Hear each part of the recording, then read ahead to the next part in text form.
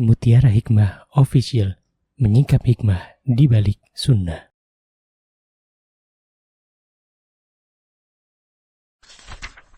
Salurkan donasi terbaik Anda untuk mendukung dakwah Mutiara Hikmah Official. Mari siapkan bekal akhirat kita. Jangan lewatkan kesempatan emas ini. Ayo kita berkontribusi dalam program pembangunan Masjid Mutiara Hikmah yang dibina langsung oleh Ustadz Hanan Yasir MA dan Ustazah Imro'atul Azizah. Raih pahala umroh setara haji dalam program Umroh Iktikaf Ramadan di tahun 2026. Perjalanan penuh makna, bimbingan penuh ilmu bersama Ustadz Hanan Yasir MA dan Ustazah Imro'atul Azizah. Tempat terbatas, daftarkan diri Anda sekarang juga.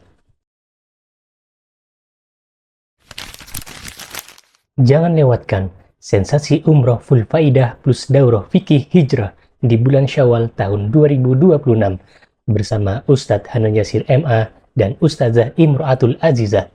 Tempat terbatas, daftarkan diri Anda sekarang juga.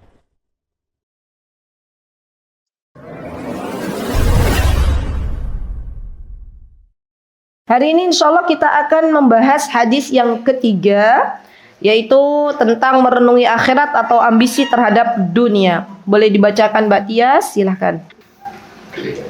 Anas bin Malik radhiyallahu anhu qala Rasulullah sallallahu alaihi wasallam man kana lil akhiratu hamma ja'alallahu inahu fi qalbihi wa jama'alahu syamlahu wa atat dunya wa hiya radimah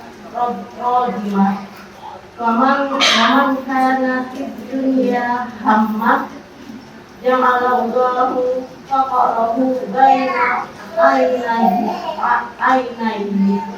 wa qarraba alaihi syamlahu wa lam ya'tihi minad dunya illa ma qaddara lahu. Terus rawahu Tirmidzi. Rawahu Tirmidzi wa huwa fi sahihati As-Sahihah. Lanjut. Ya. Anas radhiyallahu anhu beliau berkata, Rasulullah sallallahu alaihi wasallam bersabda, barang siapa yang ambisinya adalah kehidupan akhirat, akan Allah jadikan kekayaan di dalam hatinya, menyatukan urusannya yang berserakan dan dunia akan datang kepadanya dalam keadaan hina. Dan barang siapa yang ambisinya hanya kehidupan dunia, maka Allah akan jadikan kemiskinan selalu terbayang-bayang di antara kedua matanya, mencerai-beraikan urusannya, dan dunia tidak akan datang kepadanya kecuali sekedar apa yang telah ditentukan baginya. Diriwayatkan Imam Tirmidzi dan hadis ini tercantum dalam kitab Silsilah As-Sahihah. Masya Allah, terima kasih Mbak Tias. Jazakillahu khair, barakallahu fiik. Teman-teman, ibu-ibu yang berbahagia, hadis ketiga ini adalah pondasi kita untuk menjalankan kehidupan dunia. Maksudnya, sikap kita itu seperti apa terhadap dunia, maka pahamilah hadis ini dan amalkanlah. Kenapa? Karena jikalau seorang muslimah mampu mengamalkan hadis yang akan kita pelajari ini, maka insya Allah Allah berikan ketenangan hidup. Ya, dan ketenangan hidup adalah salah satu kunci kebahagiaan bagi kita sebagai seorang muslimah. Maka dari itu kita memohon kepada Allah dengan nama-nama Allah yang indah, dengan sifat-sifat Allah yang mulia. Semoga Allah karuniakan taufik untuk kita semuanya, diringankan, dimampukan untuk bisa mengamalkan hadis yang akan kita pelajari. Amin. Allahumma amin. Baik, mari kita pelajari ibu-ibu. Nasta'inu billah, kita memohon pertolongan kepada Allah. Anas bin Malik, dari Anas bin Malik. Hadis ini dibawakan oleh Anas bin Malik. Sebagaimana kita tahu bahwa Anas bin Malik adalah salah satu asistennya Rasulullah sallallahu alaihi wasallam. Beliau adalah putra dari Malik bin Nadir dan dari Ummu Sulaim. Ummu Sulaim adalah sosok ibu yang sangat luar biasa memperhatikan pendidikan yang terbaik untuk putra tercintanya. Jadi Anas bin Malik ini punya ibunya tuh luar biasa hebat, teman-teman. Bagaimana tidak hebat ketika Ummu Sulaim di zamannya beliau menitipkan Anas bin Malik kepada seseorang yang paling saleh, seseorang yang paling bertakwa kepada Allah, yaitu Rasulullah sallallahu alaihi wasallam. Beliau menginginkan putra tercintanya mendapatkan guru terbaik. Ya, tidak ada guru terbaik di zaman Rasulullah SAW kecuali Rasulullah Sallallahu Alaihi Wasallam. Maka ketika itu Ummu Sulaim benar-benar ridho. Nah ini nih kunci kesuksesan seorang anak itu ketika orang tua itu ridho. Ya, ridho anaknya belajar, ridho anaknya berguru kepada siapapun yang menurut kita itu Masya Allah bagus akhlaknya, bagus akidahnya, ridho. Karena kadang anak belum mendapatkan kesuksesan dikarenakan orang tuanya belum ridho. Maka kita sebagai orang tua ridho dulu ketika anak kita itu belajar. Dengan kita ridho Allah bukakan pintu-pintu ya kebaikan, pintu-pintu kemudahan untuk anak-anak kita. Ya. Ummu Sulaim teman-teman adalah sosok wanita yang takut kepada Allah Subhanahu wa taala. Ummu Sulaim adalah sosok wanita yang sangat beradab kepada Allah dan kepada suaminya. Ummu Sulaim adalah sosok yang sangat bijak, yang sangat lembut ketika harus berbicara dengan suaminya. Ya subhanallah. Dan Anas bin Malik ini adalah salah satu asisten Rasulullah SAW yang dititipkan oleh ibunya yaitu Ummu Sulaim ketika Anas bin Malik masih kecil. Ya syafakunallah ibu-ibu yang saat ini sedang diuji dengan batuk. Ya semoga Allah Subhanahu wa taala memberikan kesembuhan. Ya kesembuhan yang tidak ada bekasnya. Ya. Amin Allahumma amin. Baik.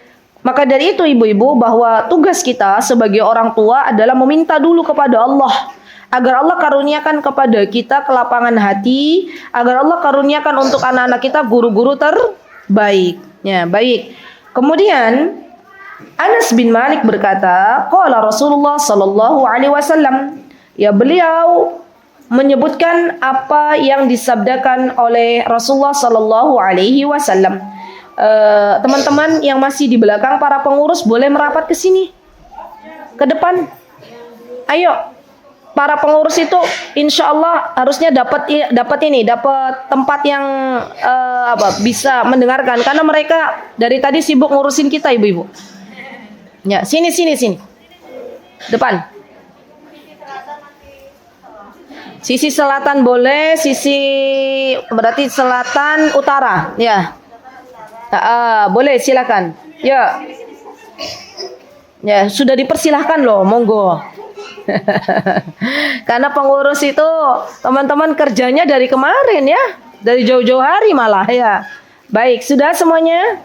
Baik, sampun, alhamdulillah. Apa yang disebutkan oleh Anas bin Malik, tolong diperhatikan ini ya. Kata Anas bin Malik, beliau menukilkan sabda dari baginda Rasulullah sallallahu alaihi wasallam. Terlalu cepat nama mboten? Mboten. Apa kata Rasulullah sallallahu alaihi wasallam? Man ja'alal akhiratu hammuhu. Man barang siapa. Man ibu-ibu itu dipakai untuk orang-orang yang berakal.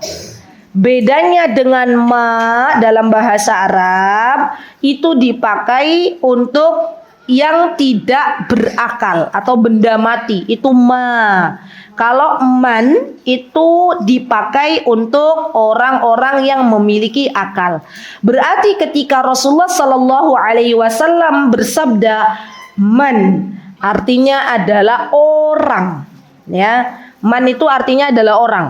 Man ja'ala man kanatil akhirah hammuhu, barang siapa yang menjadikan akhirat sebagai ambisinya. Yuk kita pelajari pelan-pelan. Maksudnya gimana Ustazah menjadikan akhirat itu sebagai ambisinya? Begini ibu-ibu.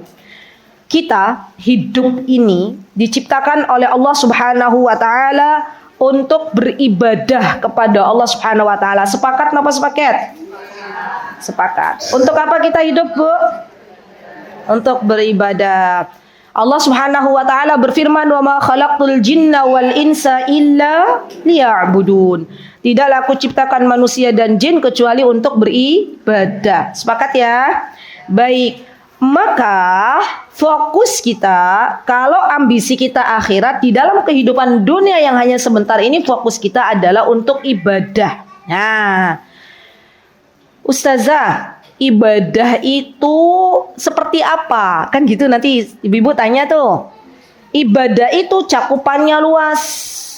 Sebagaimana Syekhul Islam Ibnu Taimiyah beliau pernah berkata, kata beliau, ibadah itu adalah sesuatu baik dari ucapan maupun dari perbuatan yang mengundang ridhonya Allah, yang dicintai oleh Allah Subhanahu wa ta'ala. Itu ibadah.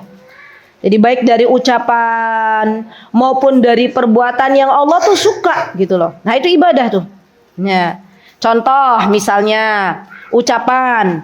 Kita berzikir, ya habis makan, setelah makan kita mengucapkan Alhamdulillah. Allah suka apa mboten? Suka. Ya kita pernah mendengar sebuah hadis, barang siapa yang dia habis makan kemudian mengucapkan doa Alhamdulillahilladzi at'amani hada, atau ucapkan pujian kepada Allah Subhanahu wa taala, maka Allah ridha kepada hamba ini. Ya jadi hal-hal yang sepele begini nih ibu-ibu kita laksanakan ya. Karena dampaknya itu luar biasa kalau kita mengucapkan hamdalah setelah makan kemudian Allah ridho. Itu yang menjadi fokus kita. Jadi makan itu harus sadar, gimana ya? Bahasanya mungkin mindful eating. Mindful eating. Mindful tuh sadar kalau kita tuh lagi makan. Karena banyak sekarang orang makan itu sambil nonton. Nggih mboten? Orang nonton bola gitu kan ya? Atau mungkin nyekrol HP, mengatakan bahwa makan kalau nggak nyambi begitu habis waktunya. Padahal tidak. Ya. Coba teman-teman, yuk kita belajar mindful eating. Mindful eating itu makan tuh dengan sadar. Jadi ketika ada makanan terhidang, Bismillah, gitu kan ya. Terus kita bilang, ya Allah ini makanan dari engkau, saudari-saudariku di Aceh. Hari ini belum tentu dapat makanan, belum tentu ada hidangan nasi seperti saya sekarang makan. Terus makan, dinikmati setiap punyahannya, gitu ya. Masya Allah, semakin banyak mengunyah semakin bagus. Ya, makanan yang masuk ke dalam perut kita membantu usus kita untuk mencernakan gitu. Selesai makan kita ucapkan Alhamdulillah.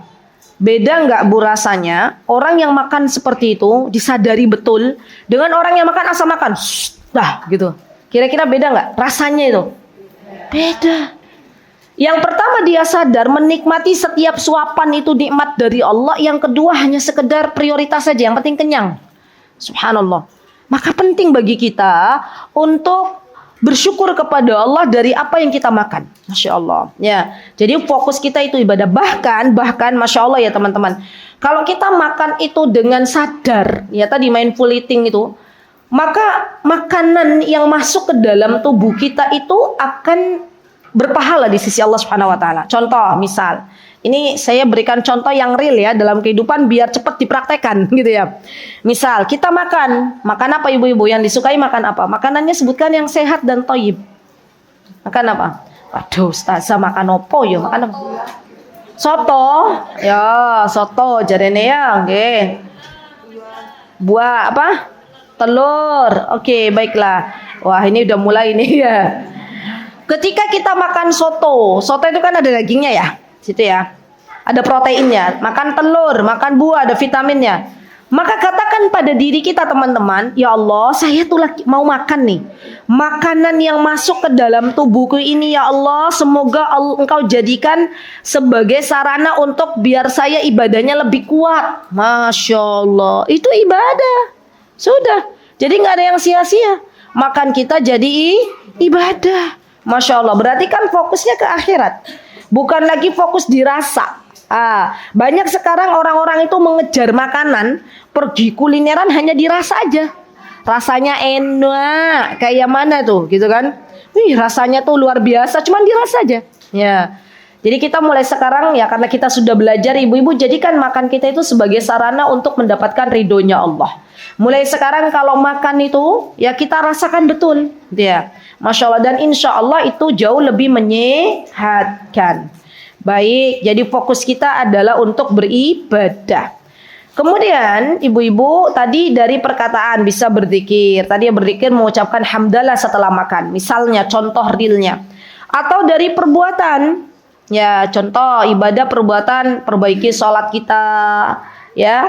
Kemudian setelah itu misalnya kita mau berbuat baik kepada tetangga, kepada teman kita, kepada sesama hamba Allah, maka dalam hal ini terhitung pahala ibadah di sisi Allah Subhanahu wa taala.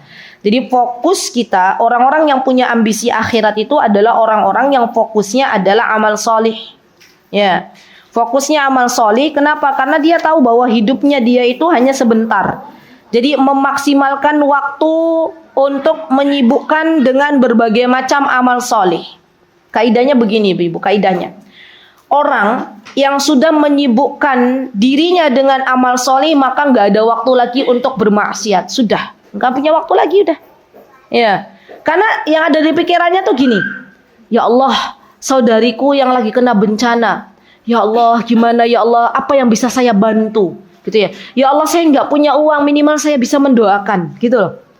Terus yang dipikirin lagi, ya Allah, sholatku nih khusyuk belum? Ya Allah, aku tadi misalnya bisa bangun sholat subuh enggak gitu. Terus saja dia amal soleh yang dipikirkan.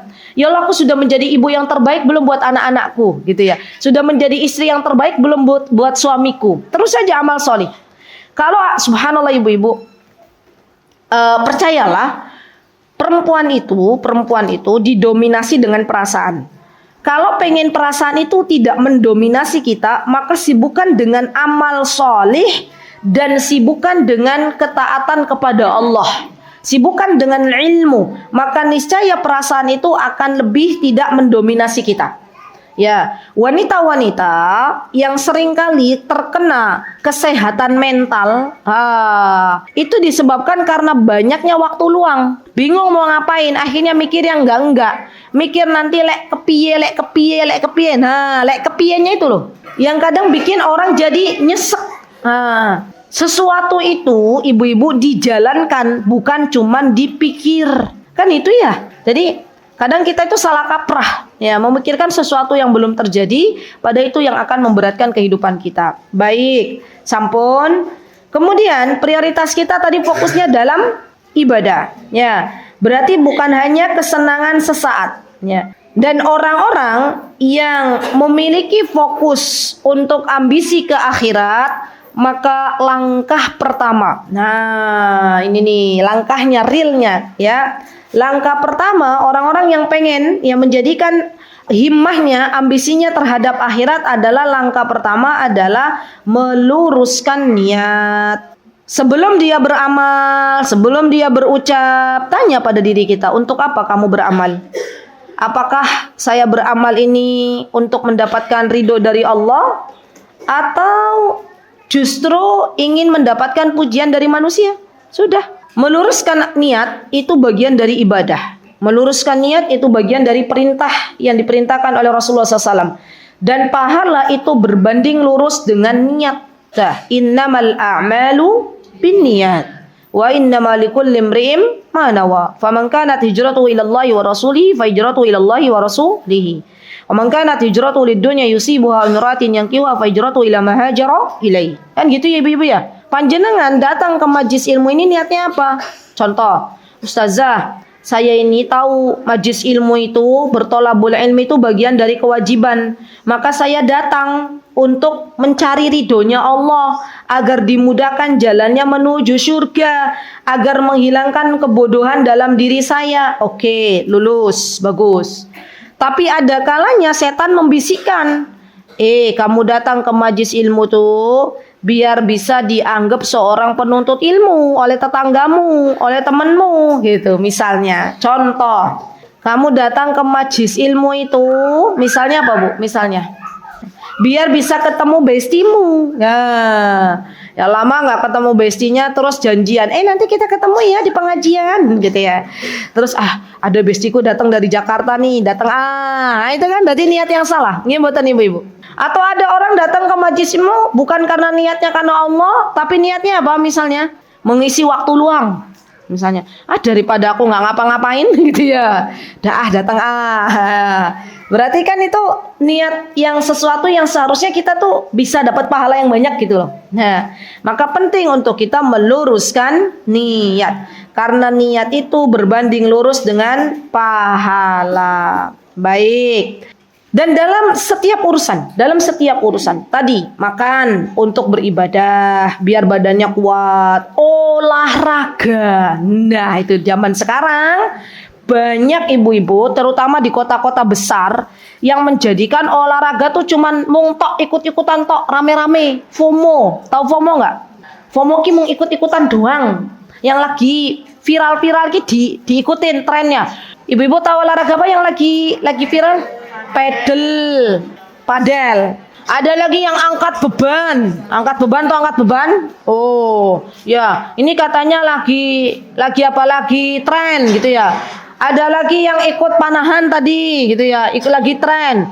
Nah, coba tanya, olahraga ini kan bagian yang dianjurkan oleh Rasulullah. Niatnya untuk apa? Kalau niatnya hanya sekedar bikin konten, kalau niatnya hanya sekedar pengen rame-rame dengan teman-teman, itu adalah niat yang keliru. Tapi kalau niatnya biar badannya kuat gitu ya, mencari ridhonya Allah, maka ini adalah niat yang lurus. Jadi hati-hati. Niat itu sedikit aja melenceng ibu-ibu, sudah gugur amal solih kita. Itu ya. Jadi jangan minta ke buros tuh ada tanah kosong, tolong dijadikan lapangan pedal misalnya. Biar apa? Biar kita nih ya sesama jamaah kok bisa berolahraga. Masya Allah, gitu ya ibu ya. Jadi niatkan untuk sehatnya untuk ibadah, gitu ya. Baik. Maka orang-orang yang meluruskan hidupnya, niatnya untuk ibadah, fokusnya untuk mengejar pahala di sisi Allah Subhanahu wa taala, maka bonusnya adalah ja'alallahu ghinahu fi qalbi. Maka Allah Subhanahu wa taala menjadikan kekayaan di dalam hatinya. Nanti kita bahas maksudnya apa. Hadis ini tuh sering kita dengar, Bu. Tapi kadang ada yang tanya, maksudnya gimana sih Ustazah menjadikan kekayaan hati di dalam diri kita? Maksudnya begini, Allah ketika sudah menjadikan kekayaan hati pada diri seorang hamba, maka Allah akan cukupkan ia. Masya Allah. Allah akan jadikan ia tuh tenang, Bu. Ya. Allah akan jadikan lapang dada. Walaupun beban hidup itu rasanya berat. Betul. Saya mau bilang berat aja, berat gitu ya. Ya, tapi dia tuh berlapang dada. Ya, diuji oleh Allah dengan suaminya, diuji oleh Allah dengan anaknya, diuji oleh Allah dengan tetangganya, diuji oleh Allah dengan bestinya, diuji oleh Allah dengan siapanya lagi? Orang tuanya, diuji oleh Allah dengan lingkungannya, dia tenang aja. Ya, setenang slow living gitu ya. Tenang gitu ya. Pokoknya selagi ada Allah bersamaku, bismillah, Masya Allah. Itu ya Allah akan jadikan hidupnya tuh begitu. Ya, Allah akan jadikan kekayaan di dalam hatinya. Ya, yang penting punya beras bisa dimakan hari ini, punya garam untuk dijadikan lauk, alhamdulillah. Seneng. Mau temennya posting, iki lo ono kulineran baru di Godean, misalnya ada resto baru grand opening gitu ya. Udah sama Allah tuh dipalingkan. Sama Allah hatinya dibilang begini, paling yo rasanya kayak gitu-gitu aja. Mangut lele yo wis tau entuk, tau rasane kayak opo gitu kan ya. Bakso yo kayak gitu-gitu aja. Ya apalagi Bu kalau ada resto baru tuh biasanya ayam ingkung yo rasanya kayak gitu-gitu aja. Wis alhamdulillah saya ada beras, ada garam, sudah selesai. Tenang hidupnya. Subhanallah. Kemarin ya Bu Ibu, Ketika saya diberikan kesempatan Allah, dan ini semuanya adalah kebaikan dari Allah, mengisi kajian persis di hari Sabtu, sama seperti sekarang, cuma Sabtu kemarin, Sabtu pekan lalu. Itu ada daurah spesial wanita muslimah ya di Surabaya, tepatnya di Masjid Al-Madani, Pakuwon, Surabaya. Waktu itu saya membahas tentang kesehatan mental juga, tapi secara global, bukan dari satu hadis ke hadis berikutnya. Kemudian saya waktu itu bilang ya, bahwa di antara tanda kebahagiaan kita ibu-ibu yang perlu kita syukuri adalah ketika kita mendapati hidup kita itu ada makan yang bisa kita makan hari ini. Terus saya bilang ke teman-teman yang Masya Allah Allahumma barik banyak ya, terus saya bilang gini, ya jamaah, ada nggak jujur di antara ibu-ibu, di antara teman-teman yang hari ini nggak punya makanan untuk bisa dimakan? Boleh angkat tangan. Subhanallah, ada satu orang dia angkat tangan. Saya enggak tahu pertanyaan saya yang saya ajukan tuh ternyata menjadikan akhirnya samping-sampingnya ibu itu pada nangis gitu loh.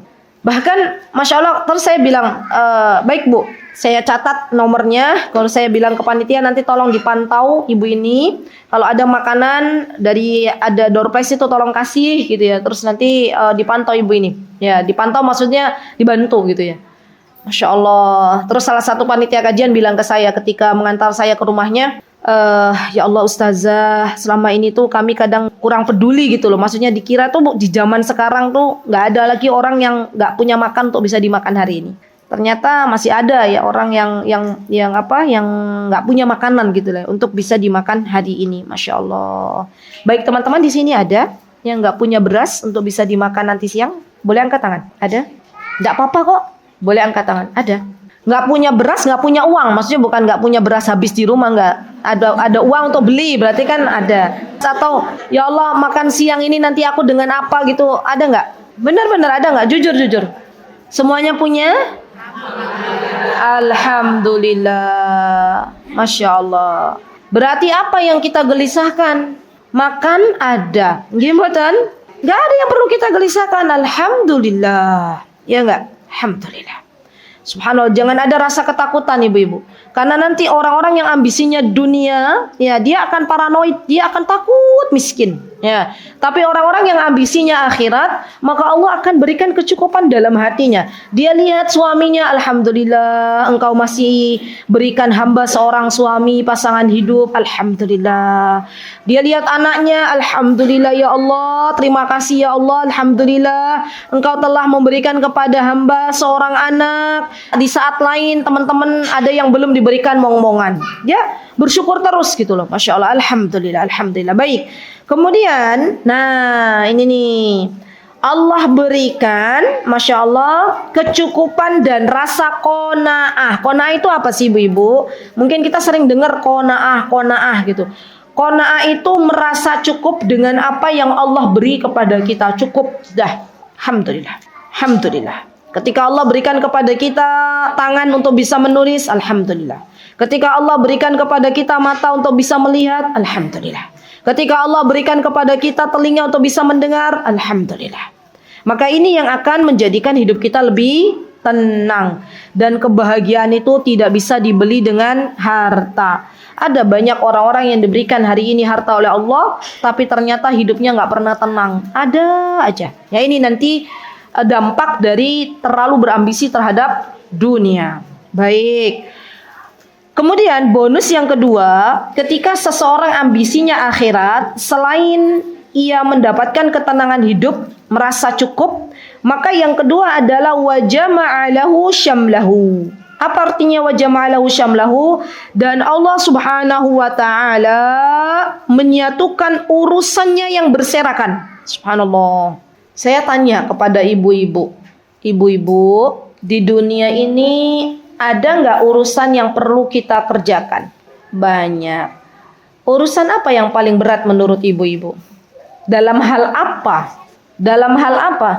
Misalnya dalam hal menjaga keistiqomahan, kan gitu ya.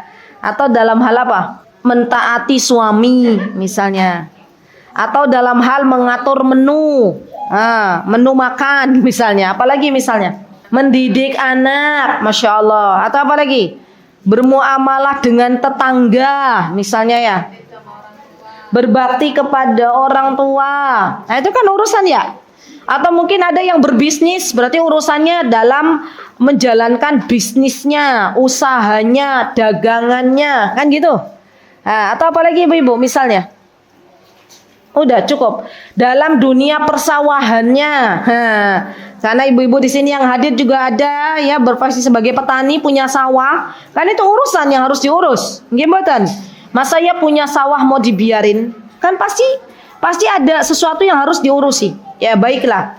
Maka orang-orang yang sudah menjadikan ambisinya akhirat, Allah Azza wa Jalla akan menyatukan urusannya. Yang dimaksud adalah Allah akan mudahkan. Masya Allah. Allah akan mudahkan untuk dicarikan jalan keluar. Sudah. Jadi dari sekian urusan yang banyak itu Allah mudahkan jalannya. Ya Allah mudahkan jalannya. Misalnya ya ibu-ibu urusannya mau berbakti sama orang tua. Alhamdulillah Allah lembutkan hati orang tuanya, Allah lembutkan hati anaknya, klik ketemu. Ya.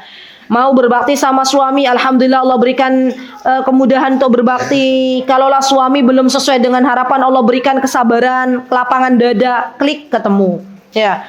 Urusan dengan tetangga, alhamdulillah tetangganya baik, ya klik ketemu. Tapi ternyata ketika tetangganya belum baik, Allah kasih kita kelapangan dada, klik lagi ketemu. Ya Allah mudahkan semua urusannya. Ya, mau datang ke pengajian, alhamdulillah ada teman yang ngajak bareng. Walaupun mungkin tadi nggak ketemu kendaraannya, teman kita mengajak kita barengan. Itu alhamdulillah Allah mudahkan. Baik. Kemudian wa jama'alahu syamlah, Allah satukan urusan dunianya bukan hanya dimudahkan saja, tapi Allah Subhanahu wa taala tidak jadikan kita panik dalam mengurusi dunia. Subhanallah. Betapa banyak ibu-ibu, ya teman-teman, hamba-hamba Allah yang ketika mengurusi dunia itu urusan-urusan dunia itu panik. Ya. Panik tuh misalnya contoh, biasa bisnisnya oke, dapat cuan, dapat untung, tiba-tiba Allah uji dagangannya nggak laris, misalnya.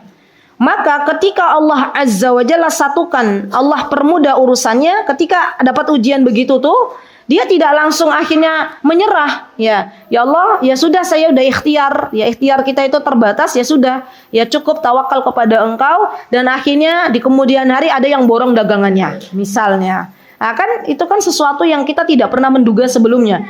Tapi intinya ketika Allah berikan ujian, kita itu diberikan kesabaran Allah di awal waktu gitu loh. Nah itu tuh wa jama'alahu syamlah. Ya Allah akan satukan urusan-urusannya. Allah itu sedang menata hati kita agar lebih ridho terhadap apa yang Allah takdirkan kepada kita. Pernah nggak teman-teman yang berjualan, ya hari ini nggak laku, besok nggak laku, tiba-tiba lusa itu ada yang borong semuanya. Pernah? Pernah. Nah itu Allah sedang menguji kita, sabar nggak kita? Ya, saya jadi ingat ya teman-teman, zaman COVID kemarin itu ya. Kami waktu itu masih ada travel umroh, masih ingat betul. Teman-teman kami ada sebagian kecil, alhamdulillah nggak sebagian besar, tapi sebagian kecil yang qadarullah mentalnya kena, qadarullah sakit, ya akhirnya ada yang meninggal, ada yang dia sakit parah gitu ya, dan masih banyak lagi. Kenapa? Karena orang-orang yang Allah amanahkan bisnis travel itu biasanya misalnya setiap bulan memberangkatkan 2 kali perjalanan umroh. Tiba-tiba waktu di COVID itu kan stop semuanya tuh. Allah tidak mengizinkan perjalanan umroh gitu ya. Ya. Nah bagi orang-orang yang kuat, ya Masya Allah, Allahumma barik, ia akan diberikan ketenangan oleh Allah. Ya sudah, ini takdirnya Allah, dinikmati saja gitu ya. Tapi bagi orang-orang yang subhanallah ambisinya terhadap dunia itu lebih besar, maka dia akan kalut. Ya, ketika menghadapi situasi seperti ini, ya situasi COVID itu, dia akan panik. Ya, biasanya mendapatkan cuan, mendapatkan uang, ya dari bisnisnya, tiba-tiba nggak ada pemasukan, dia akan kalut. Ya, maka ini yang dimaksud, ya Allah Azza wa Jalla permudah urusannya. Artinya Allah Subhanahu wa Ta'ala memudahkan setiap langkahnya untuk menjalani segala apa yang menjadi halang rintang di dalam kehidupan dunia ini. Masya Allah. Baik. Dan bonus yang ketiga adalah wa atatsu dunya wa hiya raghimah. Dan subhanallah, Allah Subhanahu wa Ta'ala mendatangkan dunia kepadanya dalam keadaan hina. Udah dia udah bukan nggak butuh sama dunia, rasanya udahlah biasa aja gitu loh ibu-ibu. Jadi misalnya gini, orang yang menjadikan akhirat itu sebagai ambisinya, mau datang dunia sedikit atau banyak ya sama aja gitu ya. Coba ibu-ibu pernah nggak berteman dengan seseorang yang Masya Allah dia tuh nggak menjadikan dunia itu ambisinya gitu loh. Pokoknya yang penting sedekah gitu. Terus tiba-tiba Allah kasih dia mobil baru gitu ya. Senangnya orang yang ambisinya akhirat dengan orang yang punya ambisi dunia itu pasti akan berbeda. Maksudnya orang-orang yang ambisinya akhirat tuh ketika dikasih mobil baru sama Allah, mobil paling terbaru ya biasa aja gitu ya. Dia akan mengatakan, yo biasa aja gitu. Misalnya diberikan oleh suaminya mobil terbaru, dikiranya teman-temannya, wih kamu dapat mobil terbaru keren. Dia bilang apa? Biasa aja, malah aku yo seneng mobil lama gitu ya misalnya. Loh kenapa kok seneng mobil lama? Yo lebih empuk, yo lebih enak gitu loh. Jadi dunia itu hina di matanya. Ya subhanallah. Dan ini teman-teman, saya tuh mendapatkan kondisi ini nih di Yaman. Ya sebagian kecil di Saudi Arabia. Di Yaman itu teman-teman, mobil sekelas Range Cruiser atau Range Cruiser ya. Berapa sih Mbak Afi harganya Mbak Afi? Siapa yang jualan showroom mobil sini? Berapa? M, 2,M. Kok jenengan tahu? Masya Allah. Wah, jangan-jangan di jamaah Wingko ini ada yang bisnis mobil tapi diem aja ini. 2M ya Mbak ya? Yo, Masya Allah ini para bisnismen. Masya Allah. 2M. Bu, pernah nggak lihat 2M ki nolnya berapa sih Bu? 9. Wah, Masya Allah loh. Nah ini perlu ini dijadikan coach dalam bisnis, tahu semua ini Masya Allah. 2M itu katanya nolnya 9. Pernah ibu-ibu dalam tabungan ada segitu? Masya Allah, Allahumma barik. Masya Allah, Allahumma barik. Nah ada mobil senilai itu Bu, 2M. Mau dapat satu mobil tok. Nah, kalau aku dikasih mobil, dikasih uang 2M, tak beliin mobil dapat 12 satu lusin gitu ya. Ya oke. 2M banyak apa enggak Bu? Banyak. Di Yaman itu mobil-mobil Range Cruiser yang seharga 2M tuh buat apa coba Bu? Buat ngangkut kambing. Betul. Terus tahu habis ngarit, petaninya habis nyari makan kambing itu, ya ditaruh aja di Range Cruiser sudah. Ya, betapa seringnya saya tuh melihat orang-orang punya mobil bagus tuh buat ngangkut aritan itu. Betul? Ya, mereka sudah tidak lagi berpikir nanti kepiye lek mobilku tergores. Udah nggak ada pikiran itu, wes bismillah gitu ya. Subhanallah, itulah Masya Allah ya. Jadi saya itu melihat Masya Allah orang-orang Yaman tuh mereka itu senangnya hanya begini. Kesenangan mereka, kebahagiaan mereka itu bukan karena mereka dititipi oleh Allah mobil yang tadi 2M, ya kebun-kebun kurma yang luas, enggak. Ternyata kesenangan mereka itu saya amati gitu ya. Ketika Allah Subhanahu wa Ta'ala, di antara kesenangan dunia yang mereka sukai adalah ketika di waktu sore mereka bisa duduk bareng bersama keluarganya, ngopi ala-ala kopi Yaman itu, kopi yang tanpa gula itu, sama makan kurma sembari dia tangannya itu gini loh, ada muttaqi'ah, ada kayak senderan. Terus si kepala keluarganya itu begini, liatin anaknya, ngeliatin istrinya bercengkrama, ngobrol. Itu udah bahagianya luar biasa. Subhanallah. Dan kondisi seperti itu, ya, kondisi ngobrol sama keluarga, ya sembari bertelekkan di permadani, di muttaqi'ah, ya. Itu tuh kondisi yang digambarkan oleh Al-Quran bahwa nanti kondisi penduduk surga itu begitu. Masya Allah. Lihat, ya, penduduk surga itu digambarkan di dalam Al-Quran kondisinya itu bukan yang naik pesawat jet gitu, bukan. Ya. Tapi ya begitu, duduk bareng bercengkrama, terus saling bertelekan di atas permadani, di atas muttaqi'ah. Dan subhanallah itu yang membuat mereka tuh bahagia. Masya Allah. Jadi Masya Allah ya, saya tuh bisa belajar banyak dari masyarakat Yaman tuh. Oh ternyata kebahagiaan hidup tuh simple gitu loh. Ya, nggak harus banyak-banyak memikirkan kepiye. Pokoknya yang penting ada kurma. Orang Yaman tuh Bu, kurma itu ibarat di kita itu gorengan. Orang Indonesia ada gorengan di rumah, ya untuk jadi lauk itu kan Masya Allah gitu ya. Apa sih kira-kira ibu-ibu tuh seneng? Pokoknya le anakku ya bukan gorengan apa sih gorengan atau apa? Ada apa sih Bu misalnya lauk iya apa? Ya apa lauk andalan itu? Serundeng atau apa? Kalau serundeng makanan favoritnya Atung ini ya apa? Selain serundeng apa? Abon. Ibaratnya kurma itu abonnya. Masya Allah. Jadi kurma itu luar biasa deh bagi mereka. Masya Allah. Sudah. Ya ngopi dengan kopi ala-ala bun, namanya bun, itu sudah mereka bahagianya luar biasa. Nah, mereka inilah orang-orang yang sudah tidak lagi memikirkan mau dunia datang seabrek-abrek, ya sudah, itu nggak masalah bagi mereka. Tidak menjadikan dunia itu sebagai fokus utamanya gitu loh. Masya Allah. Namun Bu, subhanallah, orang-orang yang seperti ini nih, orang-orang yang dia Allah datangkan dunia dan dia itu raghimah, dia itu tidak menjadikan fokus di dunia, justru Allah datangkan lagi, Allah datangkan lagi, Allah datangkan lagi. Uangnya nggak pernah habis, hartanya nggak pernah habis, subhanallah. Udah, itu kaidahnya begitu memang. Coba deh ibu-ibu lihat ya, Masya Allah, Allahumma barik. Pernah nggak lihat fulana, hamba Allah, yang dia tuh hartanya nggak pernah habis-habis. Sudah diinfakkan untuk pembangunan masjid, diinfakkan untuk pembangunan pondok pesantren, diinfakkan untuk membuat majlis taklim, diinfakkan untuk menolong orang-orang yang kena banjir, bencana, diinfakkan untuk membagi-bagikan sembako ke seluruh kampung. Coba lihat, orang-orang yang seperti ini ada rasa khawatir, takut hartanya berkurang apa enggak? Enggak. Malah kita jadi bingung, mungkin sebagian kita, wah hartanya orang entek-entek gitu ya. Ada lagi dan ada lagi. Jadi dunia itu begitu ya ibu-ibu ya. Baik, yuk kita lanjutkan. Wa man kanatid dunya hammuhu. Wah, ini nih kebalikannya.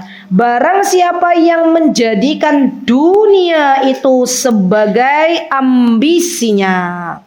Bu, kita itu boleh di dunia ini ya memikirkan dunia, hal-hal yang berkaitan dengan dunia itu boleh.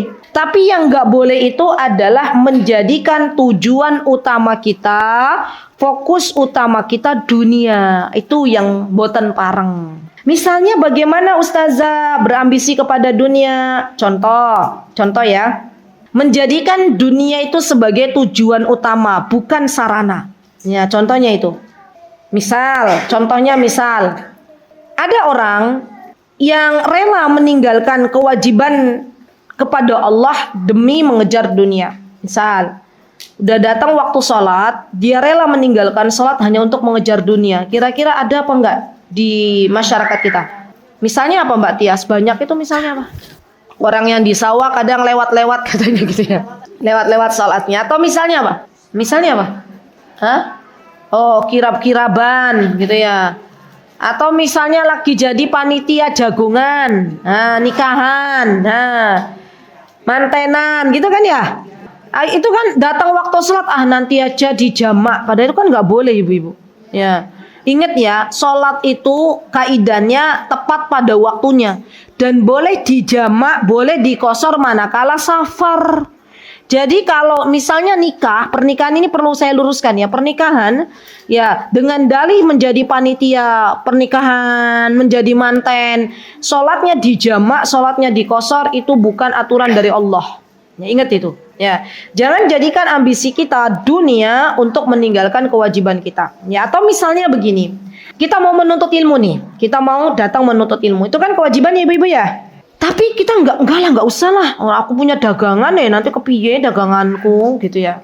Nah itu tuh akhirnya kita jadi ngelonin dagangan gitu loh. Nah hal-hal yang seperti ini ya perlu kita luruskan. Kenapa? Karena dagangan itu mau laris mau nggak sudah ada jaminan dari Allah. Rezeki kita itu sudah tertakar, nggak mungkin tertukar. Ya, justru ketika kita ngurusin akhirat, mengurusi kewajiban, Allah akan datangkan rezeki dari arah yang kita tidak duga-duga sebelumnya. Nah, begitu ya. Baik, atau misalnya mengejar kekayaan, ya, mengejar cuan, mengejar keuntungan hanya untuk mengayakan diri, bukan niat untuk bersedekah. Cobalah lihat bagaimana para sahabiah ya sekelas Zainab binti Huzaimah, istrinya Rasulullah SAW. Beliau mengerjakan aktivitas dunia beliau dengan menyamak. Tahu nggak menyamak? Nyamak kulit. Nah, karena nggak paham saya jelaskan. Menyamak itu ya ada kulit kambing misalnya ya, ada kulit unta habis disembelih terus dibersihkan. Terus nanti bisa dijual kulitnya. Nah, itu menyamak. Dulu istrinya Rasulullah SAW yang bernama Zainab bintu Huzaimah itu kerjanya begitu, nyamak kulit. Ya, dengan tangan beliau, Masya Allah ya. Tujuannya apa? Apakah biar beliau bisa healing-healing, shopping-shopping? Ternyata enggak. Tujuan utama beliau menyamak kulit, bekerja dengan tangan beliau tuh agar bisa bersedekah kepada fakir miskin.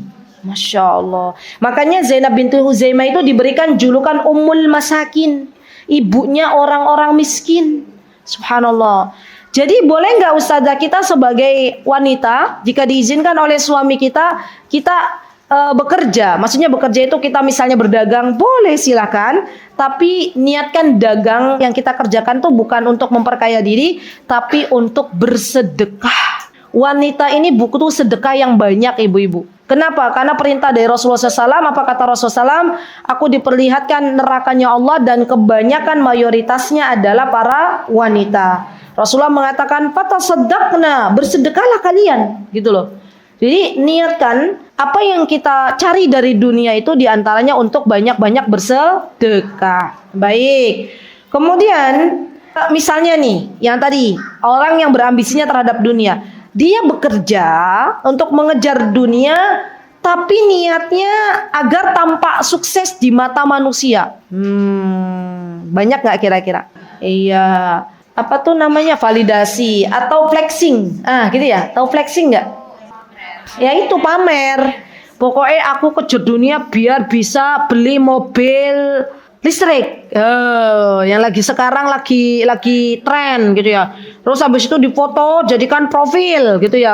Itu kan pamer namanya. Berarti ketika dia mengejar dunia, tujuan utamanya bukan akhirat, tapi tujuan utamanya biar dipuji oleh manusia. Ingat ya, bahwa sesuatu yang kita kejar dari pujian, sesuatu yang kita kejar dari manusia itu pasti akan suatu saat akan mengecewakan kita. Kenapa? Kaidahnya adalah kita ini ibu-ibu tidak bisa memaksa orang lain suka kepada kita. Kita tidak bisa menjadikan orang lain semuanya memuji kita. Tapi orang-orang yang mencari ridhonya Allah, maka Allah tidak akan pernah kecewakan dalam hidupnya. Sudah, itu kaidah. Jadi kalau selama ini tujuan kita hanya pengen dilihat, hanya pengen dipuji, mencari validasi, maka hidup kita sempit, hidup kita nyesek. Ya, tapi kalau hidup kita untuk mencari ridhonya Allah, maka Allah akan berikan ketenangan di dalam kehidupan kita. Orang, Bu, yang hidupnya itu hanya sekedar pengen cari popularitas, orang yang hidupnya hanya sekedar biar dilihat baik oleh orang lain, wallahi Allah akan berikan kepanikan dalam hidupnya. Allah akan jadikan tidurnya tuh nggak nyenyak. Kenapa? Karena dia selalu memikirkan yang aku share ini, misalnya, Masya Allah, Allahumma barik. Kita itu diantara ibadah amal soleh kita kan nge-share berita, nge-share pengumuman gitu ya, kajian-kajian atau nge-share apa yang bermanfaat. Kalau tujuan utamanya adalah mencari ridhonya Allah, mau orang membalas pesan kita ataupun tidak itu bukan menjadi halangan bagi kita. Tapi kalau misalnya teman-teman yang menjadi tujuan kita biar kita dilihat wah oleh orang-orang yang ada di grup itu, ya biar kita itu Masya Allah dilihat keren gitu ya, wah ini berarti ngikutin berita-berita bagus nih. Wallahi kalau kita sekalinya kita tidak nge-share, sekalinya kita tidak membagikan, kita akan cemas. Iya, kenapa? Karena kita merasa nanti ya Allah rasanya tuh ada yang kurang. Dan orang-orang yang selama ini zaman sekarang yang membuat konten-konten itu teman-teman, kalau tujuan utamanya adalah cuan, tujuan utamanya adalah like, komen dari netizen, sekalinya netizen itu tidak memberikan komentar, sekalinya netizen tidak memberikan like, dia akan berhenti untuk membuat konten yang bermanfaat. Tapi kalau tujuan utamanya adalah memberikan manfaat sebanyak-banyaknya kepada manusia, maka dia tidak lagi memikirkan seperti apa respon dari netizen. Sudah, itu kaidah. Gitu ya. Baik. Jadi orang yang berambisi terhadap dunia, maka dia akan Allah jadikan hidupnya nggak tenang. Allah akan jadikan hidupnya sempit. Allah akan jadikan hidupnya berantakan. Masya Allah. Baik. Contoh lagi misalnya ya, begini contoh. Ada nggak ibu-ibu, boleh nggak sih kita bikin target? Saya tanya dulu deh, boleh nggak kita bikin target? Pedagang nih, terus dia bikin target, boleh nggak? Mubah, boleh. Orang yang ambisinya akhirat, sekalipun target itu nggak tercapai, dia akan tenang gitu. Oh iya, memang ini takdir Allah segini, udah cukup.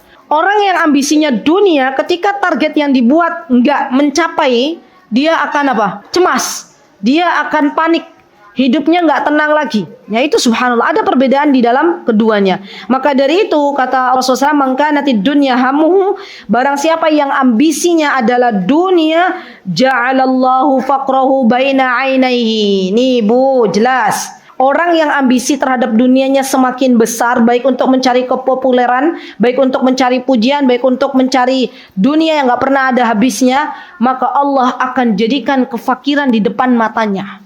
Subhanallah, subhanallah. Akhirnya dia paranoid gitu loh. Kalau gak dapat apa-apa dari dunia itu rasanya nyesek gitu loh. Jadi subhanallah, gak tenang hidupnya. Ya, kenapa? Karena dihantui dengan kefakiran. Misal contoh begini nih ibu, maaf ya, ini real kenyataan yang ada. Dulu, zaman dulu kala, ada nggak orang tua yang menyuruh anaknya atau dirinya pengen jadi ASN, ya jadi abdi negara? Itu tujuan utamanya adalah agar mendapatkan pensiunan banyak. Oke. Kenapa kok dia takut kalau nggak dapat pensiun?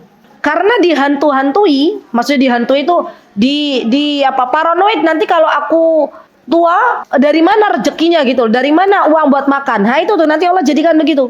Tapi orang-orang yang hamu akhirah, orang-orang yang Allah Azza wa Jalla jadikan ambisinya akhirat, maka Allah akan berikan ketenangan.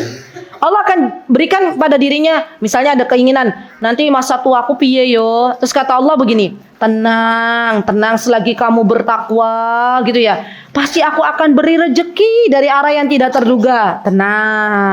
Tenang, kata Allah, ya aku gak akan mungkin meninggalkanmu. Selagi kamu masih bisa bernafas, pasti aku akan beri rezeki. Nah, tenang, gitu Bu. Subhanallah. Jadi ketenangan ini yang kita cari. Ya, orang-orang yang takut miskin Bu, ya, ini adalah orang-orang yang paling menderita di dunia ini. Wallahi paling menderita. Ada apa-apa dengan dunianya, dia kehilangan sedikit saja dari dunianya, dia marah-marah. Ya, subhanallah. Padahal itu masalah dunia sudah. Ya. Dan subhanallah teman-teman, ya misalnya nih, misal dia selama ini beli perabotan itu bagus-bagus, perabotan mahal-mahal, ya porselin mahal-mahal. Terus qadarullah, ya perabotannya pecah. Dia tuh akan mikir, aduh, iku laring ya tuku gitu ya, malah pecah gitu ya. Belum lagi nanti yang memecahkan anaknya dimarah-marahin habis-habisan, ya. Ibu-ibu pernah dengar nggak ada ART? Ini kisah nyata. ART yang sudah 20 tahunan kerja di sebuah rumah gitu ya. Terus memecahkan ini porselin majikannya itu. Akhirnya apa? Akhirnya dimarah-marahin gitu ya. Kesal dan ART-nya pergi gitu ya. Masya Allah, lihat betapa hinanya kita kalau masalah dunia aja dipermasalahkan. Ya sudah, qadarullah wa masya fa'al. Ya, kalimat itu tuh Masya Allah ibu-ibu, jangan sampai kita lah cuman kata-kata, enggak. Ketika kita itu menerima qadarullah, sudah ditakdirkan, mau gimana lagi, udah pecah ya sudah, gimana mau kita rakit-rakit pakai solasi ban yo tetap nggak bisa dipakai. Nah, jadi tenang gitu loh. Ada nggak orang beli vas bunga gede harganya jutaan gitu ya, dirawat, dilap-lap tiap hari, bangun tidur ya dilap vas bunganya. Qadarullah ada tamu datang bawa anak nyenggol. Ya, pas bunganya pecah berkeping-keping. Kira-kira orang kalau yang ambisinya terhadap dunia, kira-kira Bu, ada rasa kecewa nggak dalam dirinya? Pasti. Iki vas bunga dari luar negeri gitu ya. Tak eman-eman. Akhirnya pecah berkeping-keping gitu kan ya. Dia marah. Dan justru kemarahan itu akhirnya menjadi-jadi dalam dirinya dan menjadikan dia sakit-sakitan. Kenapa sakit? Karena mikirin vas bunga. Dia stres, betul. Tapi coba kalau ambisinya nggak seperti itu terhadap dunia, pas bunganya pecah, terus dia bilang ini, yo wis lah mau perkara dunia, sesok tak tuku nang dari tanah liat wae, gitu ya. Apa jangan dari tanah liat nanti pecah lagi. Wis sesok tak tuku dari plastik. Jadi aman gitu ya. Paling kesenggol yo cuman jatuh, habis itu benerin lagi. Udah simple. Jadi subhanallah, kaidah ini tuh kalau kita bener-bener praktekkan ya ibu-ibu, kita akan tenang gitu. Ya, subhanallah. Minta sama Allah agar diberikan kemudahan oleh Allah. Punya sepedanya dicuri oleh orang, dia bilang apa? Alhamdulillah gitu ya. Ya. aku dapat pahala gitu. Masya Allah, itu keren pakai banget itu orang-orang yang model begitu tuh, Masya Allah. Baik, terakhir ya ibu-ibu, wa farraqa alaihi syamlahu, subhanallah. Orang-orang yang dia ambisinya terhadap dunia, maka ya, Allah akan jadikan dia takut terhadap kemiskinan. Dan juga Allah Subhanahu wa taala akan cerai beraikan urusannya. Urusannya tuh dipersulit sama Allah. Nggak ketemu jalan keluarnya, buntet, tahu buntet nah Bu? Kayak benang kusutnya loh. Ya, di sama Allah gitu ya. Padahal ya sebenarnya urusannya ringan. Tapi karena dia terlalu ambisi terhadap dunia, maka Allah jadikan buntet urusannya. Allah jadikan rumit urusannya. Subhanallah, subhanallah. Semoga Allah jauhkan kita semua dari hal-hal demikian. Ya, amin. Baik. Kemudian nih ibu-ibu nih terakhir nih. Walam ya'tihi minad dunya illa ma qaddiralah. Dan dunia itu tidak akan mendatanginya kecuali sekedar apa yang telah ditentukan baginya. Jadi begini, hidup Bu, kita itu ditugaskan untuk ikhtiar. Ya, untuk mencari dunia itu butuh ikhtiar.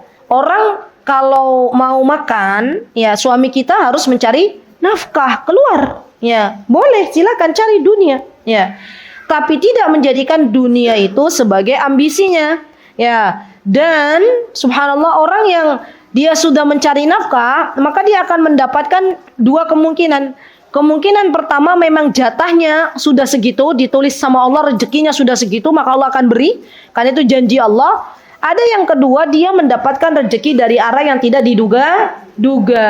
Pernah nggak ibu-ibu dapat rezeki nomplok? Misalnya nopo, tiba-tiba apa? Tiba-tiba biasanya apa Bu? Makan yang biasa, tiba-tiba ada yang ngirim makanan, misalnya ya, Masya Allah. Atau misalnya apa lagi? Rezeki itu bukan cuma makanan. Anak kita yang biasanya sholat, kita gobrek-gobrek, sholat tiba-tiba suatu hari kita lihat pemandangan anak kita wudhu, pergi ke masjid. Itu rezeki. Ya, rezeki dari arah yang tidak terduga-duga. Misal contoh lagi, nun sewu, misal. Ibu biasanya lihat pemandangan misalnya nih, suaminya, pasangannya nun sewu masih ngerokok misalnya. Sudah berkali-kali ibu bilang, masih, ojo ngerokok masih. Aku pengen hidup lama bersamamu, gitu ya. Bukankah rokok itu membunuhmu? Ya. Selama ini, ya suaminya bilang, rapopo dek, gitu. Mboten nopo-nopo. Kan gak banyak juga orang meninggal karena rokok, gitu ya. Misal, ada aja alasannya. Tiba-tiba suatu hari Allah berikan pemandangan, suaminya bilang ke istrinya, ya, dek tolong bikinkan aku wedang uwuh, gitu ya. Loh napa mas, kok nggak kopi? Ora, aku seorang rokok. Alhamdulillah. Kan rezeki. Ya, dari arah yang tidak kita duga-duga. Maka mari ibu-ibu kita bersyukur kepada Allah, rasakan setiap kemudahan itu datang dari Allah, dan kita jadikan bahwa dunia ini adalah bukan perkara yang kita takutkan, bukan perkara yang kita sedihkan, tetapi sesuatu yang lebih berharga ada dalam masalah akhirat dan ada pada ridhonya Allah Subhanahu wa taala. Semoga Allah Subhanahu wa taala menjadikan kehidupan kita senantiasa ditenangkan oleh Allah. Semoga Allah berikan kebahagiaan untuk kita di dunia dan di akhirat. Semoga Allah Subhanahu wa taala memberikan keberkahan untuk usia kita, semakin dekat dengan Allah semakin istiqomah, dan semoga Allah mengaruniakan hidayah untuk kita dan orang-orang yang kita cintai. Amin Allahumma amin. Aqulu qouli hadza wa astaghfirullah li wa lakum wa akhiru da'wana alhamdulillahi rabbil alamin. Wassalamualaikum warahmatullahi wabarakatuh. Mutiara Hikmah Official, menyingkap hikmah di balik sunnah.